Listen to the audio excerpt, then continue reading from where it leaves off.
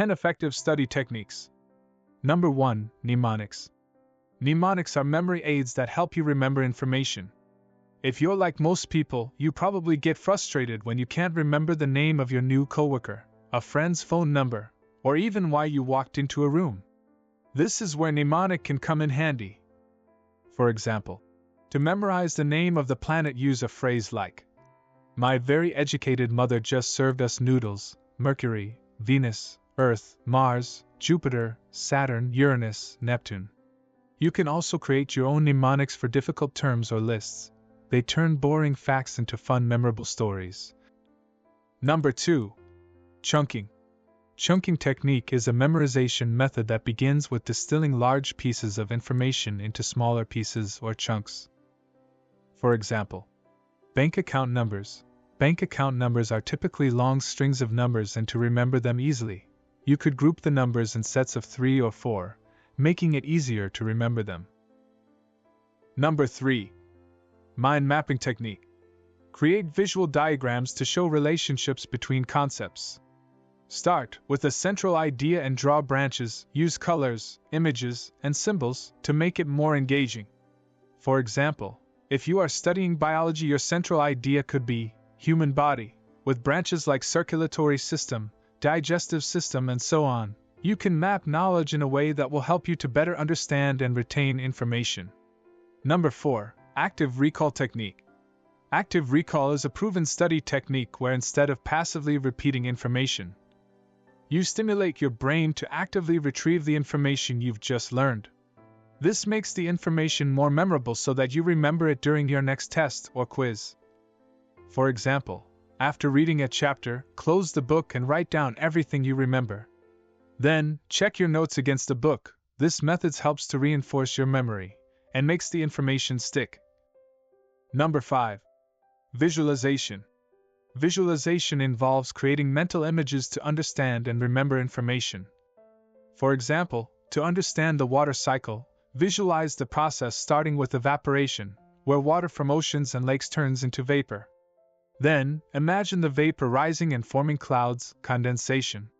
Next, imagine the clouds getting heavy and releasing water as rain. Finally, visualize the rainwater flowing back into rivers and oceans. This mental imagery helps you grasp the entire cycle more effectively. Number 6. Fineman Technique. Named after physicist Richard Feynman. The Fineman Technique involves teaching the material to someone else or pretending to teach it. If you can explain it in simple terms, you understand it well. For example, explain a concept as if you're teaching to your younger sibling or your friend. If you struggle, identify the gaps and review those areas. It is a powerful way to ensure that you truly grasp the material. Number 7.